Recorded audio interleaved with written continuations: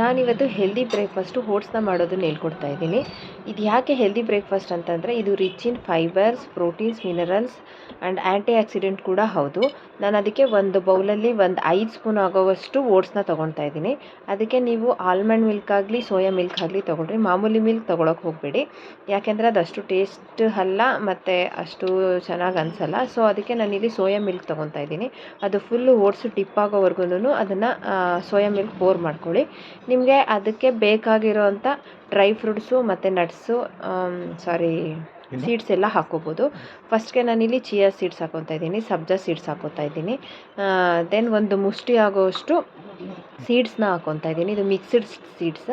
Then ನಿಮಗೆ ಇಷ್ಟ ಆಗಿರೋವಂಥ dry fruits ಹಾಕ್ಕೋಬೋದು. ಅದಕ್ಕೆ ನಾನು ಇಲ್ಲಿ ಗೋಡಂಬಿ ಹಾಕ್ಕೊತಾ ಇದ್ದೀನಿ. ದೆನ್ ಖರ್ಜೂರ ಹಾಕ್ಕೊತಾ ಇದ್ದೀನಿ, ದ್ರಾಕ್ಷಿ ಹಾಕ್ಕೋತಿದ್ದೀನಿ